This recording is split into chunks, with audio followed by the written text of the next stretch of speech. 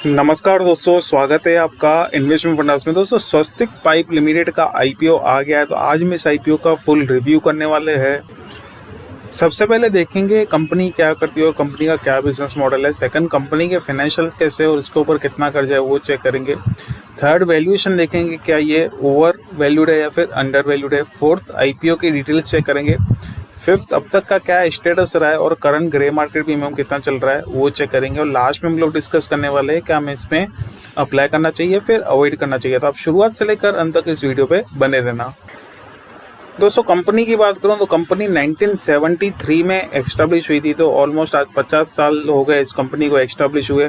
और कंपनी का जो मेन बिजनेस है वो है मैन्युफैक्चरिंग और सप्लाई ऑफ पाइप्स। तो दोस्तों, इनके अलग अलग पाइप्स रहते हैं अलग अलग साइज में, वो जो ये कंपनी है उसका मैन्युफैक्चरिंग करती है।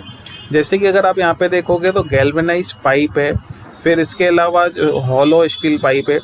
तो जो अलग अलग साइज में पाइप्स होते हैं और अलग अलग इंडस्ट्रीज में यूज होते हैं, वो सभी पाइप्स का जो है कंपनी यहाँ पे मैन्युफैक्चरिंग करती है। और दोस्तों, इनका जो पाइप का मैन्युफैक्चरिंग है वो सर्टिफाइड है और इनको लाइसेंस भी मिला हुआ है इस चीज का। कंपनी का जो पाइप मैन्युफैक्चरिंग बिजनेस है वो कंपनी मैन्युफैक्चर के बाद जो है कंपनी एक्सपोर्ट करती है। और एक्सपोर्ट कौन सी कंट्रीज में करती है? यूएसए, यूके, यूएई, ऑस्ट्रेलिया, कतार, ओमान, इथोपिया, ये सारी कंट्रीज में जो है कंपनी का एक्सपोर्ट बिजनेस भी है दोस्तों। तो काफी अच्छा खासा एक कंपनी ने डाइवर्सिफाइड कर रखा है अपने बिजनेस को ऑल ओवर द वर्ल्ड। अभी अगर फाइनेंशियल्स की बात करें तो मार्च 2019 में जो कंपनी का जो रेवेन्यू था वो था अराउंड 727 करोड़ का रेवेन्यू था। और मार्च 2000 अगर मैं 22 की बात करूं तो यहाँ पे 612 करोड़ का कंपनी का रेवेन्यू है। वहीं दोस्तों, अगर मैं प्रॉफिट आफ्टर टैक्स की बात करूं तो अराउंड 4.5 करोड़ का कंपनी का प्रॉफिट था। अभी ये इंक्रीज होकर इनका जो प्रॉफिट हो गया है वो अराउंड 20 करोड़ के आसपास का हो गया है दोस्तों। तो आप देख रहे हो कि यहाँ पे लगातार जो है प्रॉफिट में एक हमें इंक्रीज देखने को मिल रहा है। वहीं दोस्तों, अगर मैं कंपनी के ऊपर कर्जे की बात करूं तो कंपनी का जो टोटल कर्जा है यहाँ पे लॉन्ग टर्म बोरिंग और शॉर्ट टर्म बोरिंग, टोटल कर्जा जो कंपनी का है वो अराउंड 114 करोड़ का है। और वहीं अगर मैं इनके कैपिटल की बात करूं तो 140 करोड़ का इनका जो है वो कैपिटल है। तो कर्जा जो है कैपिटल से कम है, तो यहाँ पे एक कोई भी कंसर्न वाला फैक्टर देखने को नहीं मिल रहा है।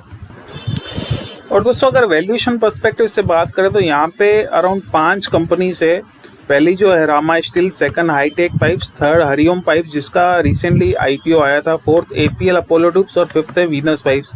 तो ये 5 कंपनी से, और दोनों पांचों कंपनी से पहला रिटर्न ऑन नेटवर्थ की बात करें तो दोस्तों इस कंपनी का कहीं जो रिटर्न ऑन नेटवर्थ है वो बीच में है, अराउंड 14 का रिटर्न ऑन नेटवर्थ है।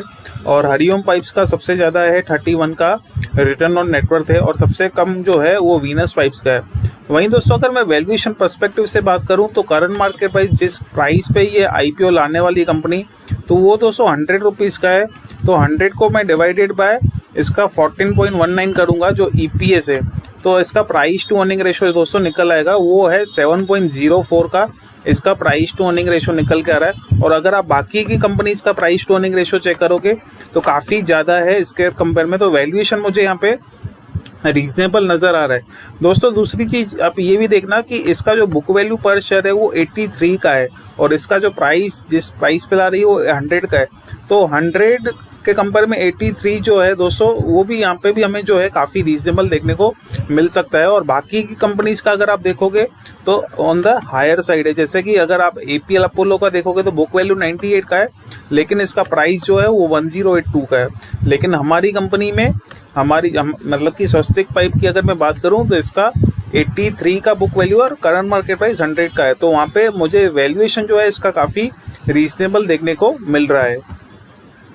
ऑब्जेक्ट्स ऑफ द इश्यू की बात करें तो पहला जो ऑब्जेक्ट रहेगा वो वर्किंग कैपिटल रिक्वायरमेंट का रहेगा, सेकंड जनरल कॉर्पोरेट पर्पस और थर्ड जो है to meet issue expenses. IPO details की बात करें तो 29 सितंबर को ये ऑलरेडी आईपीओ आ गया और इसका जो क्लोजिंग डेट रहेगा वो 3 अक्टूबर 2022 का रहेगा। आईपीओ का प्राइस 100 रुपीज पर शेयर है। मिनिमम 1200 लॉट के लिए आपको अप्लाई करना पड़ेगा। इश्यू साइज जो है 62.5 करोड़ का है और पूरा का पूरा फ्रेश इश्यू है। HNI कैटेगरी में 50% ऑफ द शेयर्स और रिटेल कैटेगरी में 50% ऑफ द शेयर्स अलोकेट किए जाएंगे।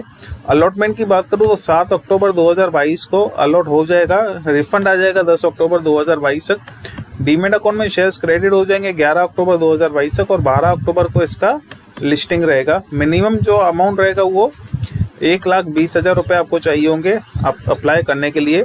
और प्रमोटर्स होल्डिंग की बात करूं तो आईपीओ आने से पहले 88% की थी, आईपीओ आने के बाद 64.5% की हो जाएगी।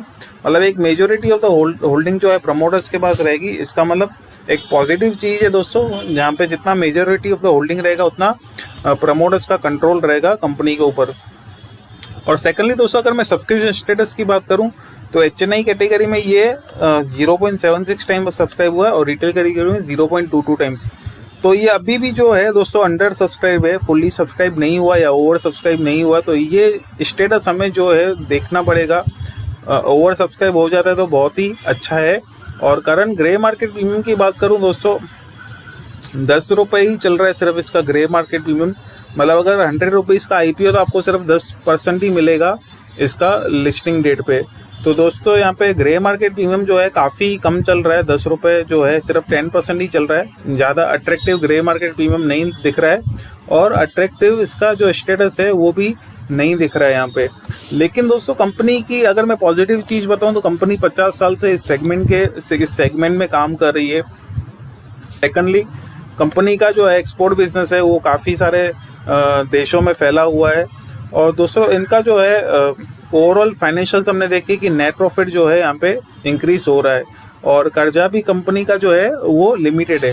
तो ये सब पॉजिटिव चीज़ें तो वो, और वैल्यूएशन सबसे बड़ा फैक्टर आता है वैल्यूएशन का, कि इनका वैल्यूएशन भी काफ़ी रीजनेबल है। तो उस हिसाब से अप्लाई करना चाहिए। लेकिन दोस्तों अगेन अप्लाई आप तभी करना जब आपको देखे कि यहाँ पे सब्सक्राइब ये ओवर सब्सक्राइब हो गया अच्छे खासे मार्जिन से, तो ही अप्लाई करना।